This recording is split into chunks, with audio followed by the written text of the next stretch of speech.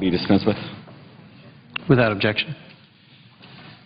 Mr. President, I rise today to deliver a very difficult speech.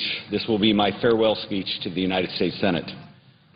Serving as Nevada's 24th United States Senator has truly been the greatest professional privilege of my life. Growing up with a single mom in very humble surroundings, I simply never imagined that one day I would end up as a member of such an august body as this. Unfortunately, the amazing experiences that stem from the more than 10 years of my Senate service cannot be summed up in one single speech. I owe a humble thank you to many people who helped to get me here and who have served me effectively. From campaign volunteers, staff, and donors to some of the best people who I have ever worked with, my Senate staff, I cannot thank you enough for the honor of the past many years. Each of you has helped me to achieve more than my individual talents alone could have ever accomplished. When I look back over my time, both here and in the United States House of Representatives, I'm very proud of the many accomplishments that we together have been able to achieve. I would like to take just a moment to mention just a few.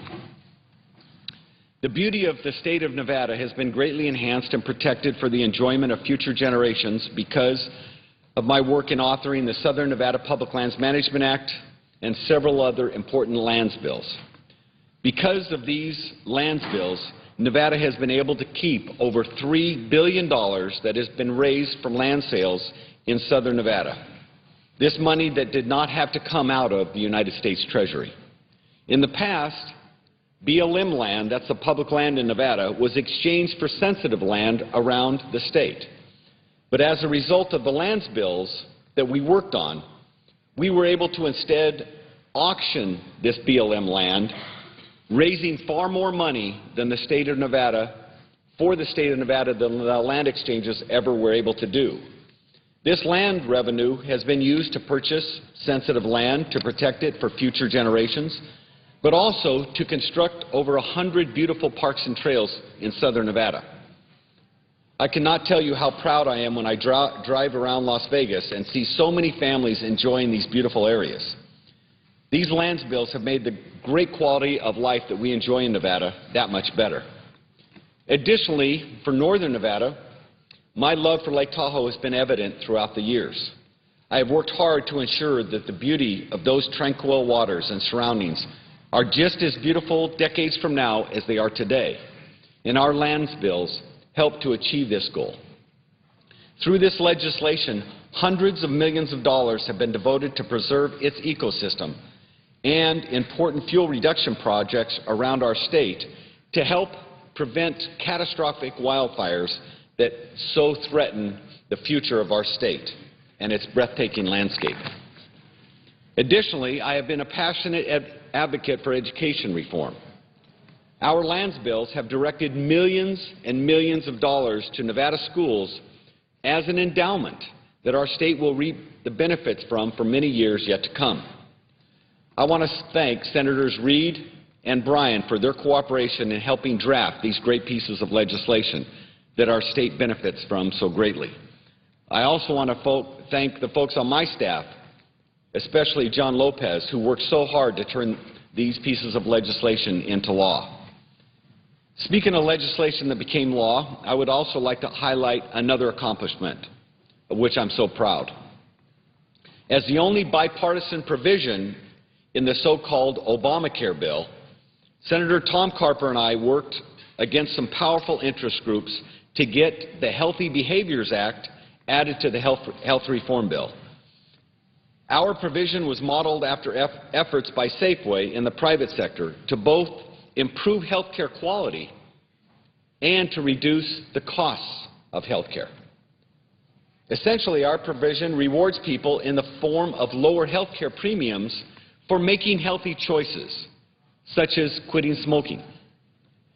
If we as Americans continue to eat too much, exercise too little, and to smoke, it really doesn't matter what kind of health care reform we enact in this country, costs will continue to escalate. I hope that this provision will highlight the individual contribution that we can all make to reduce our health care costs. And certainly this legislation would not have become law if it were not for the spectacular job that Michelle Spence from my office did. As I mentioned earlier, I simply cannot list the number of things or the number of people on my staff who have helped me with legislation. We've accomplished a lot. I wish I could do it in just one speech, but it's not possible. I could speak at length about my fight for lower taxes and individual freedoms, protection of constitutional rights, the dignity of our servicemen and women, education reform, and so much more, but there is not enough time. And I hope that my voting record and legislative record here in the United States Senate will continue to speak for me long after I have left this chamber. I would like to speak, though, about a few observations that I have made through the course of my time here. When I first ran for office back in 1994, I was rather naive. I was also very idealistic. I simply wanted to make a difference in this great country. Throughout the years, I may have lost my naivete, but I never lost my idealism. I still strongly believe that the United States is the greatest country in the history of the world, and it is worth fighting for and worth protecting. I will leave this place knowing that there are some really outstanding people here who are just as idealistic or maybe more so than I ever was. And they're willing to take the tough political votes that are necessary to save this country from total bankruptcy. My prayer is that more people will join them in that courage. Our children and our grandchildren deserve to have the same country that we enjoy, and it is up to the House, the Senate, and the White House to stand together with the American people to save the future of the United States from self-destruction. When I first arrived in the Senate, I observed several people who were so caught up in their own self-importance and busyness that arrogance literally dripped from them. Unfortunately, they were blind to it, and everyone could see it but them.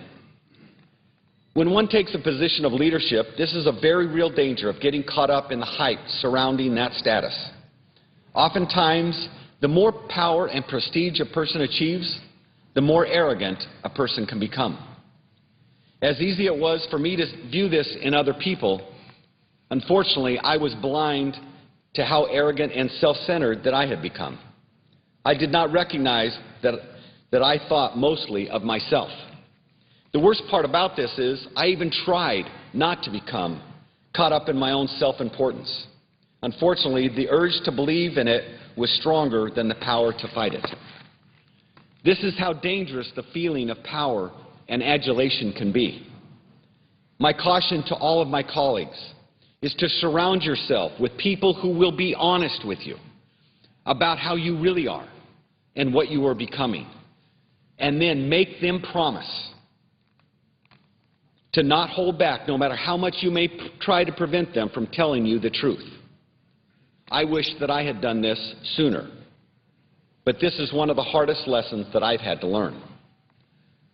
I believe that if I had learned this lesson earlier, I would have prevented myself from judging two of my colleagues when I had no place to do so.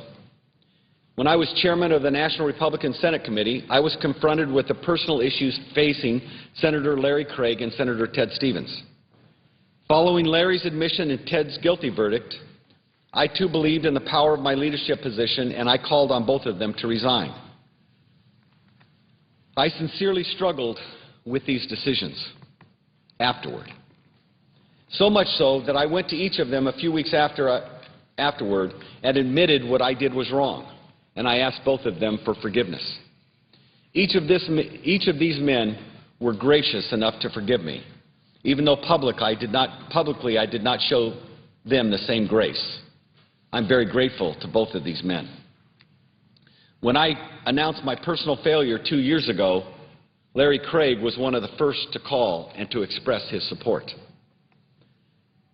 I truly cannot tell you what that meant then and what it means to me today. The purpose of me speaking about this is to humbly show that in life a person understands mercy a lot more when they need it and when it is shown to them. Again, this is a hard lesson that I have had to learn, but I hope that I can now show mercy to people who come into my life who truly need it. As I conclude, I have a few others that I want to thank. My colleague from the state of Nevada, Senator Reid. I ran against Senator Reid in 1998. He beat me by just a little over 400 votes. Afterward, 2 years later, when I was fortunate enough to win the election, Senator Reid and I sat down and we kind of made a pact between us that we were going to get along even though we are of different parties. We were going to put the past behind us and we were going to work together for the people of the state of Nevada. Funny thing happened along the way over these last 10-plus years. Senator Reid and I developed a friendship. Two people with opposite voting records, opposite views on major national issues, but we worked together on a lot of issues that affected our state. Friendships formed between our staffs, and a true friendship formed between Senator Reid and myself, and for that, I want to thank him. To my Senate colleagues, I would like to take a moment to apologize for what you have had to go through as a result of my actions. I know that many of you were put in difficult situations because of me, and for that, I sincerely apologize. To my wife, Darlene, who has been through so much with me and has fought through so many struggles, is owed more than I could ever repay. I do not deserve a woman like her, but I love her, and I'm so grateful that the Lord has put her in my life. Our children, Trevor, Sienna, Michael, have never known anything than their dad leaving each week to come back to Washington, D.C. for my work. All three of them are incredible, and it has been a blessing and a privilege just to be their dad. I have also been very blessed with a great set of parents who have stood by me through thick and thin, and also the rest of my extended family. I also have wonderful friends who have been there with me and my family through the highs and the lows. And lastly, most importantly, I want to thank God for allowing me to be here. I have been encouraged by some not to mention God because it looks hypocritical because of my own personal failings. But I would argue that I have not mentioned him enough. I am glad that the Lord not only forgives, but he actually likes it when we give him thanks. So, Lord, thank you for all that you've done in my life. I hope that I can do better in the future. I hope that I can learn to love you with all of my heart, soul, and strength, and to love others as myself. My colleagues, I bid you farewell. Know that you will all be in my prayers. I yield the floor. Note the absence of a quorum. Clerk will call the roll. Mr. Akaka.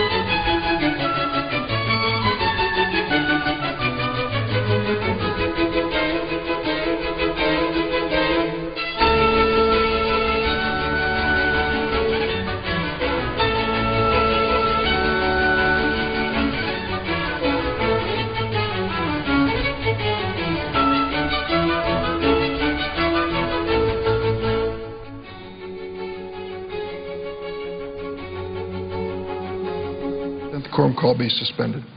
Without objection. And consent to speak as if in morning business. Without objection. Mr. President, we've heard some terrible stories about severe weather and damage that it's causing across the United States. My heart just goes out to the people of Tuscaloosa, Alabama, and all of the communities in the South that were ravaged by tornadoes of record force and velocity. In the Midwest, our problems are more subtle but also devastating in terms of the impact of floodwaters. It's nothing new in our part of the world. We have the confluence of the Illinois and Ohio rivers at the southern tip of our state, further north on, the confluence of the Mississippi and Ohio rivers at the southern tip of our state, further north on the Mississippi, the Illinois River, the Missouri River. And whenever there's heavy rainfall in one area or more, it ends up raising the levels of those rivers to perilous heights, which can inundate communities.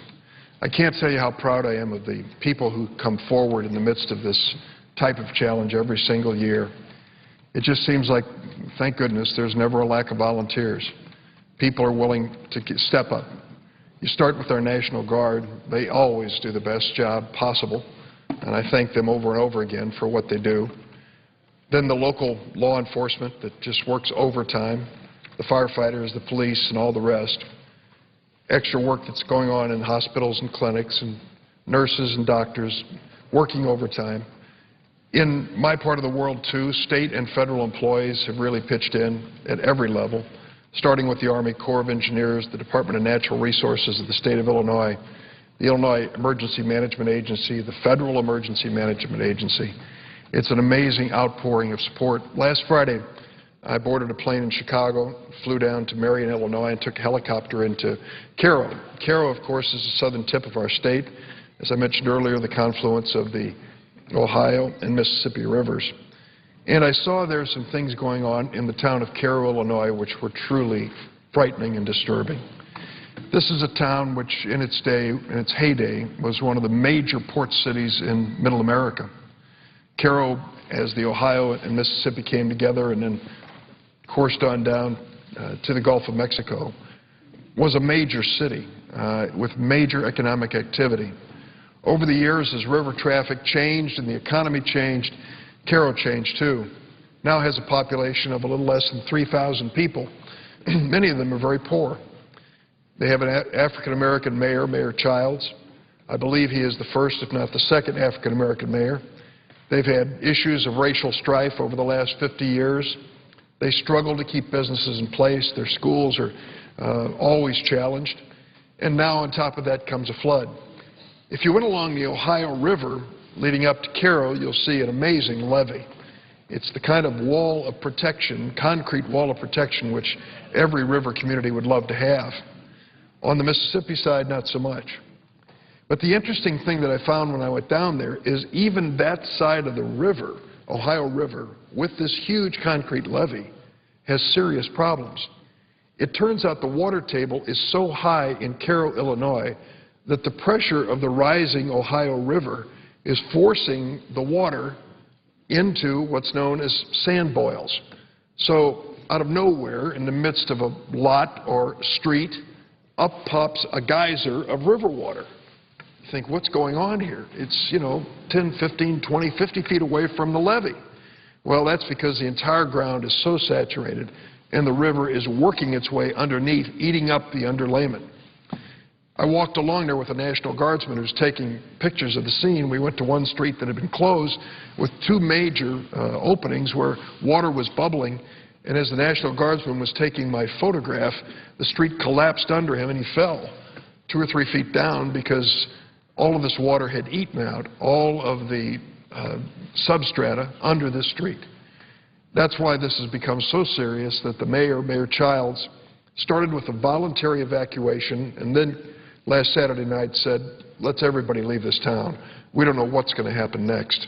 And that is the reality, not only of Cairo, but of several other communities.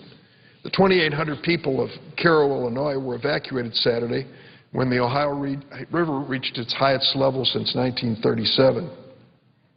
It rose above the 15.5-foot level this weekend and is expected to go higher. 5 other Illinois communities are now under a voluntary evacuation order. Old Shawneetown, Junction, Brookport, and Golconda are being asked to clear out for their own safety. The biggest threat of major damage is still at Cairo. I was in Cairo just a few days ago, and I can tell you the water levels there were continuing to rise. This is a picture of a home in Cairo, Illinois. The water level is already so high, the home is uninhabitable. I saw many homes like this, but I also saw some superhuman efforts, which are hard to even describe, where people decided, even with a home that close to the river, they were going to build a wall of sandbags around their home and save it.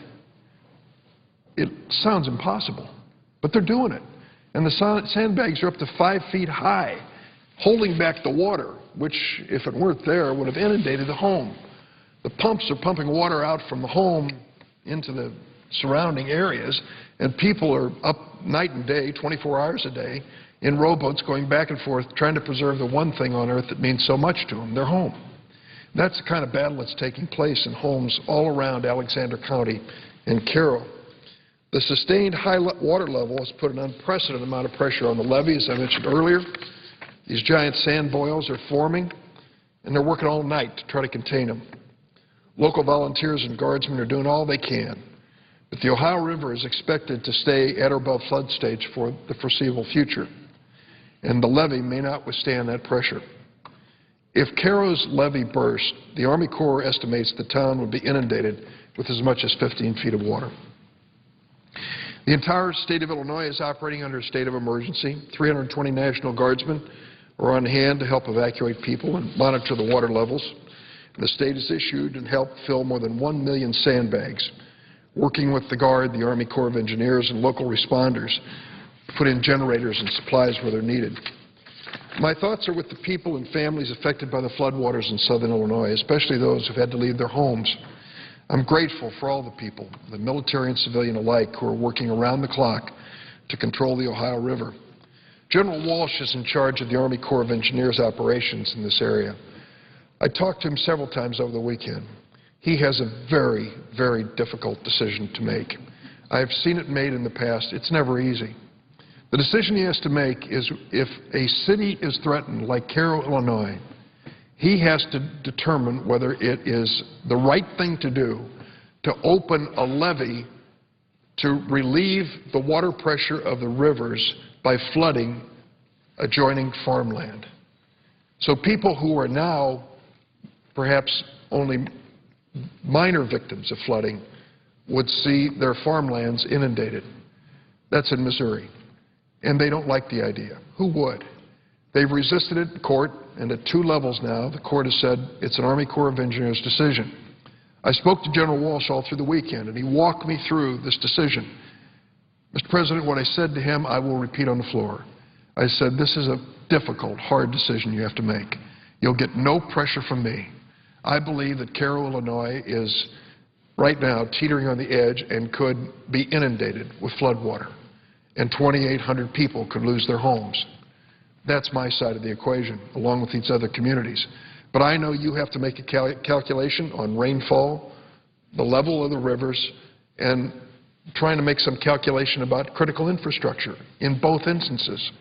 And I said, just use your best engineering and scientific judgment. I'll back you up, whatever you decide. Well, he's put in place the explosives to blow the levee downriver on the Missouri side to relieve the pressure, not only in Illinois, but in Kentucky and I think parts of Tennessee as well. I think that may be a decision to be made within the next few minutes. Whatever his decision, whatever the Army Corps decides, I'll stand by it, because I know it's a good faith effort to do the right thing. And this I'll say, if they end up flooding some farmland in Missouri, I'll stand by my colleagues from that state, as well as all others in the Midwest, to make sure that those people are made whole, that they have some recovery through our government for losses in farm profits and the like. It's the least we can do. If they end up saving a city, then the cost to the government will be dramatically less than it might have otherwise been. It's a hard, hard decision.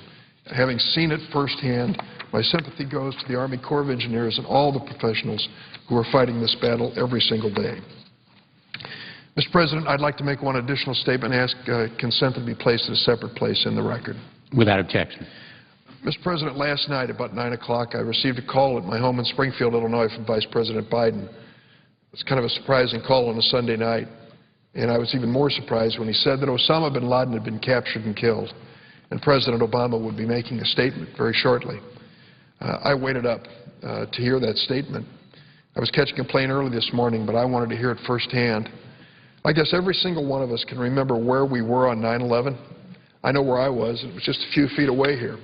We were in an office, a room just off the Capitol floor here, the Senate floor, in a meeting with Senator Daschle when we'd heard about a plane crashing into the Trade Center in New York, and then another one. And then we realized this was not an accident. We watched as America watched, and we wondered, would we be next? This building, this big target of a building, the United States Capitol. Thank goodness the courage of passengers on a plane that was brought down in Pennsylvania probably saved many lives, maybe my own. But we know, and we came to know, that behind it all was a man named Osama bin Laden, who declared war on the United States of America and was prepared to kill thousands of innocent people to push his terrible extremist agenda. For 10 years, we have been engaged in the largest global manhunt in history to find this man. President Bush, I am sure, used every resource of the government to do that job, and I commend him for that effort, even though he was not successful. But last night, because of the courage of Navy SEALs and our military who stepped up, Osama bin Laden was captured and killed. I know, having spoken to people in the White House, that the President stuck his neck out on this because there was a question as to whether he was actually there. And they believed there was enough evidence. The President said, go forward. We did it without any loss of life on the American side or any loss of innocent life of civilians. But it appears now that we have taken away the leader of al-Qaeda. That is a good development for all of us. I don't know if it means that there'll be a more peaceful world. We probably should assume the opposite for at least the time being, that these terrorist organizations will now strike at the United States to establish that they're still credible. Well, we've got to be vigilant. We've got to stop them before it happens. And we've got to pursue every single one of them for whatever it takes to bring them to justice. Perhaps, though, it'll go in another direction. Perhaps we will find that once al-Qaeda, the head of the snake's been chopped off, perhaps al-Qaeda will start to wither, and I hope it does. If it does, maybe some other organizations will have second thoughts about the terrorism business. That would be the best outcome. Even better if we could start bringing our troops home from Afghanistan. But I want to commend the men and women in uniform, those yesterday who showed such courage, those in the intelligence community who have worked night and day for almost 10 years trying to find this man. And I want to commend the President for showing the kind of leadership we needed to bring to justice the most dangerous terrorist criminal on the face of the earth. It is something that I think speaks well for our government and for our people. There's one other point I would like to make, Mr. President, and the President made it last night in his statement. He repeated what had been said by President George W. Bush after 9/11. I had my differences with President Bush, but there were moments when I couldn't have agreed with him more, and particularly the moment when he made it clear that our war against terrorism was not a war against Islam. It was not a war against Muslims or Muslim Americans. I was so glad that he did it because we've seen ample evidence of discrimination against people of that religion who have had nothing to do with terrorism, but unfortunately have been discriminated against. Last night, the President repeated what we all believe. Islam is not the enemy. Extremism and terrorism are the enemies. We will work with Muslim Americans and Muslims around the world to protect their religion, their honored religion, and will work with them to reduce terrorism. The President also reminded everyone listening last night that when it came to the victims of Osama bin Laden's terrorism, Muslim people were the victims time and time again. He was no friend of the Muslim community himself. His life, unfortunately, of killing and violence took its toll in many communities, including Muslim communities around the world. I commend those who are working, continue to work night and day at every single level, federal, state, and local, to deal with the threat of terrorism. This eradication of Osama bin Laden is an important step, but there's still much more to be done. in terms of fighting this battle. I take pride in the work that has been done, a pride that is shared, I'm certain, by every resident of Illinois and people all across the United States. Mr. President, I yield the floor and suggest the absence of a quorum. The clerk will call the roll. Mr. Akaka.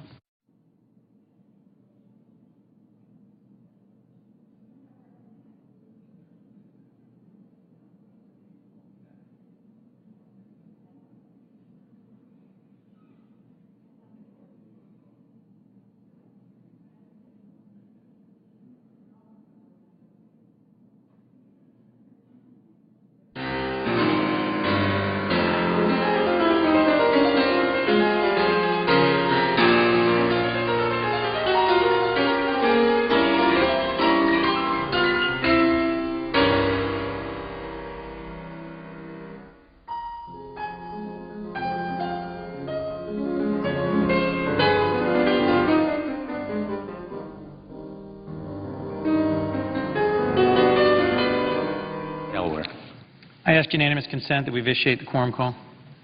Without objection. I ask unanimous consent to proceed as if in morning business. Without objection. Mr. President, every one of us knows where we were the moment we heard the tragic news of the attacks on this nation on September 11th. And I trust that all of us will long treasure the moment that we first heard the great news last night, that Osama bin Laden, after a decade of determined and diligent work by our armed forces and by the men and women of the American intelligence community, had at long last been captured and killed.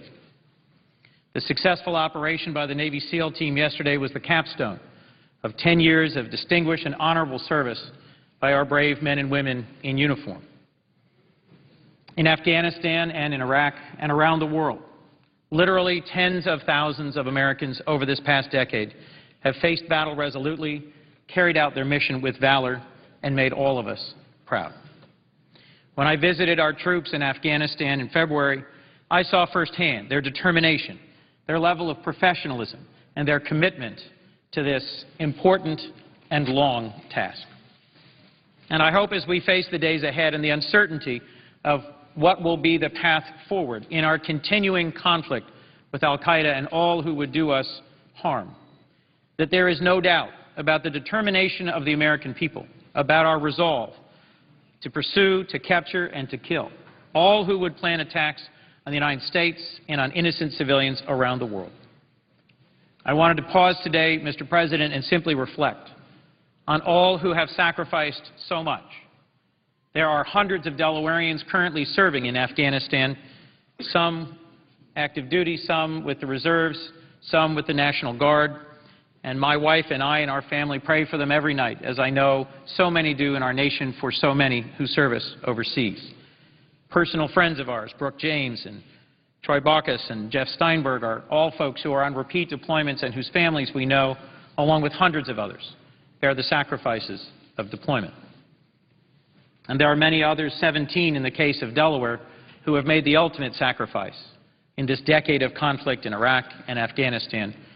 Sergeant Sean Mowdy, who grew up next door to me. Senior Airman Liz Lonke, the first Delaware woman lost in combat. And many others mourned by their families and communities. The Senate Foreign Relations Committee begins tomorrow, Mr. President, a series of 6 hearings on our path forward in Afghanistan and a review of our relationship with Pakistan, our alliances in the region, and the incredible investments that we need to continue to make to sustain our effort to take the fight to those around the world who would do us harm. But I just wanted to come to the floor today and for a brief moment pause on what this historic moment means for the American people. It was just a decade ago, in the attacks of 9/11, that a group of determined and hardened terrorists led by Osama bin Laden believed they had struck a blow, believed they had hit their target, when 4 aircraft that had been commandeered were turned into missiles and sent at principal targets that they thought were the centerpieces of America. 2 of them succeeded in striking the Twin Towers and in knocking down columns of steel and glass. 1 of them succeeded in striking the Pentagon and setting ablaze the center of our military might. and one more, were it not for the intervention of incredibly brave American citizens, might well have struck this very building in which we meet today, Mr. President, or the White House. They did succeed in tragically taking thousands of innocent lives. They did succeed in striking a tough blow to our economy. They did succeed in surprising us with an unexpectedly vicious attack on thousands of innocent civilians. But, Mr. President, they utterly failed. They failed to strike at our spirit. They failed to knock down our resolve. And I know around the world many marveled while thousands of folks flooded out of the Pentagon and the Twin Towers as hundreds of determined volunteers and public servants flooded in, risking and in many cases sacrificing their own lives to try and save some of their fellow countrymen. And most importantly, in the months afterwards, millions of Americans took up the cause of volunteering to rebuild and restore our community, and thousands volunteered to serve in our armed forces. It is their resolve. It is their commitment. It is their professionalism. The great leadership of our armed forces and the decisions made by President Obama and Vice President Biden in leading our nation today that have brought us to this moment. I just want to close, Mr. President, by saying those who struck us on 9/11 missed their target. They misunderstood our spirit and our resolve as a nation. And last night, on the other side of the world, justice was served. The tragedy of those who were lost and the sacrifice of those who have chosen to serve will never be forgotten. But last night, on the other side of the world, justice was served. So let there be no doubt among any around the world who would wish us harm, who would today plot to carry forward the terrible terrorist dreams of this now dead man, Osama bin Laden. Our spirit is not broken. Our resolve is unbending, and justice will be served. Thank you, Mr. President. I suggest the absence of a quorum. Clerk will call the roll. Mr. Akaka.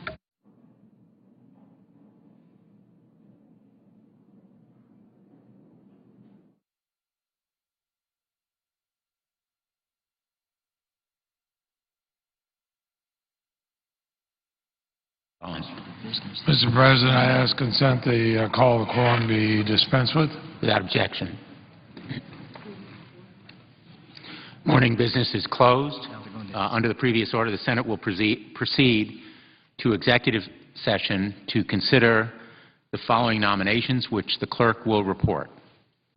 Nominations.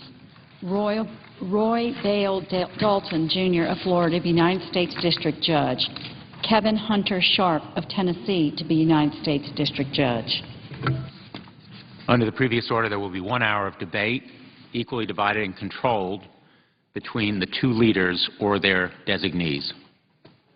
Mr. President, I ask that my full statement on the judicial nominees be made part of the record. Without objection. And, Mr. President, I would ask consent that I be able to use up to 15 minutes of my time that's allotted to me as the representative of the majority, as though in morning business, and that my statement made during that appear at the appropriate place in the record. Without objection. I thank the chair.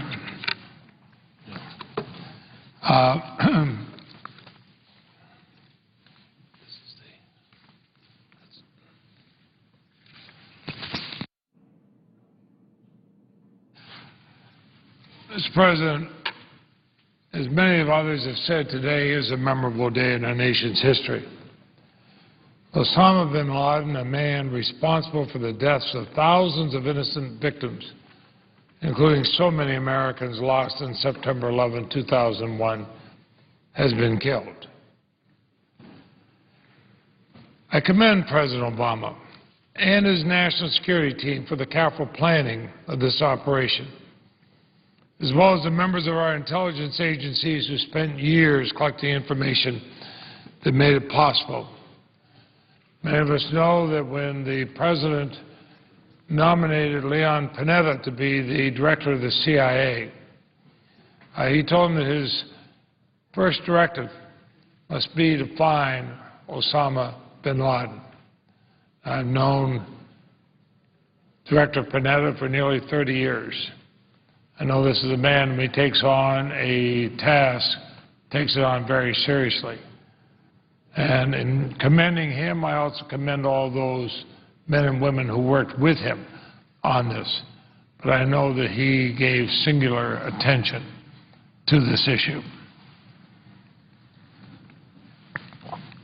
But I also want to join Americans across the country in praising the brave team that stormed the compound where bin Laden appears to have been hiding for years. They completed their mission without loss of American lives, took care to avoid civilian casualties. Mr. President, I've had the privilege of going and watching some of these people part of these special forces train. I watched the tremendous training they undergo, whether the SEALs or parts of JSOC or whatever it may be. Remarkable, remarkable people. And every one of them had to go there yesterday knowing that they may not return. But we also remember today the victims of all the attacks perpetrated by a man who more than any other represents the face of international terrorism. September 11th attacks are at the forefront of our mind. Nearly 3,000 lives were lost, including those victims in the World Trade Center and the Pentagon on the 4 airplanes. I remember that day as vividly as though it was yesterday.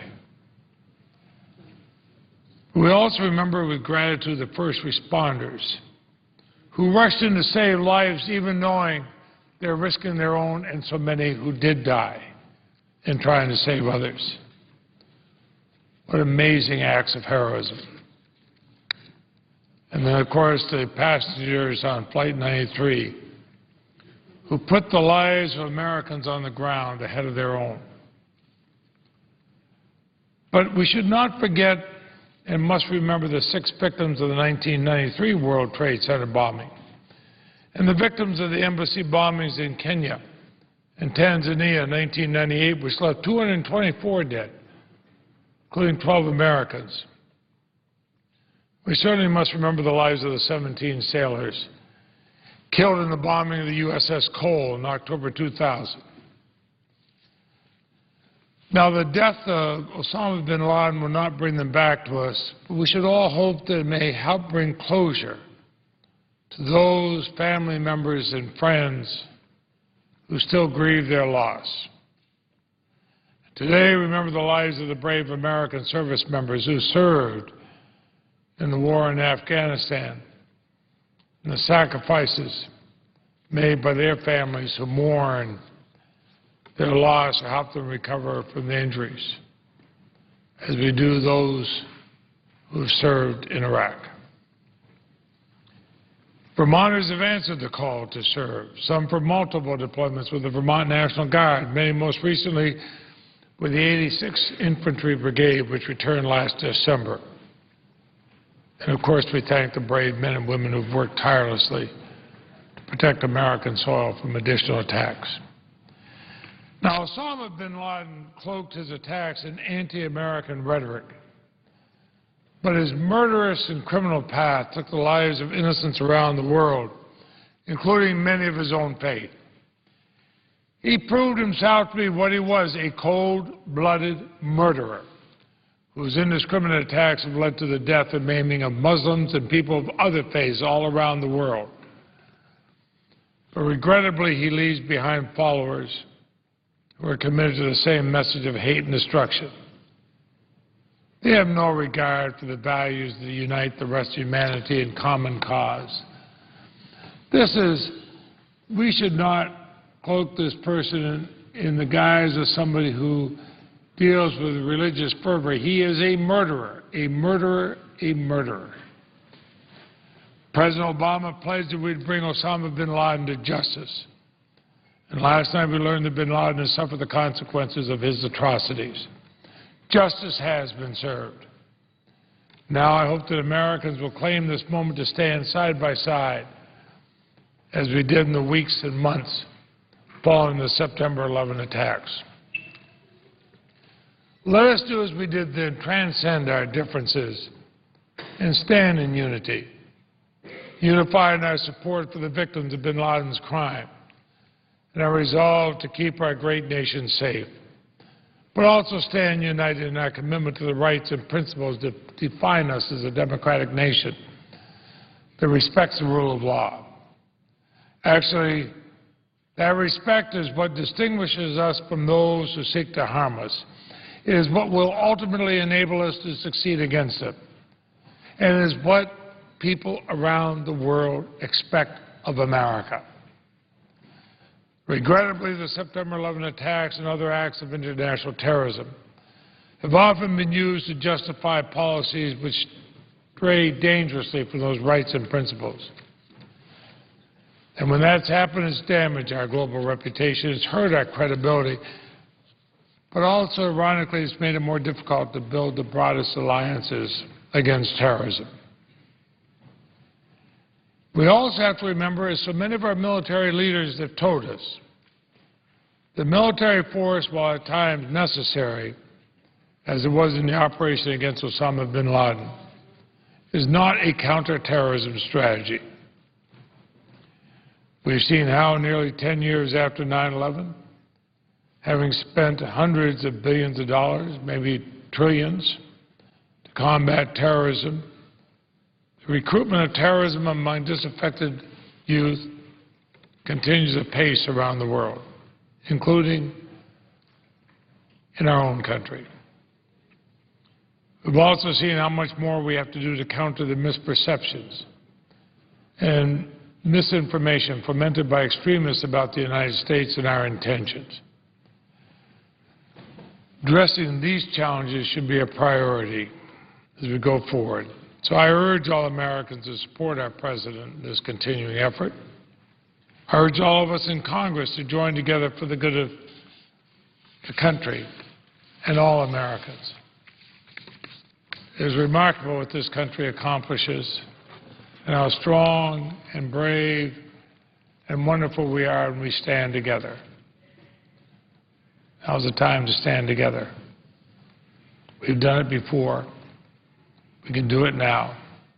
And we're a better country when we do it. President, I would suggest the absence of quorum and ask consent the time be... Oh, I apologize. I see the very distinguished senator from California on the floor. I would yield to her. I would ask that if there are quorum calls between now and the vote on the judge, that they be divided equally between both sides. Without objection.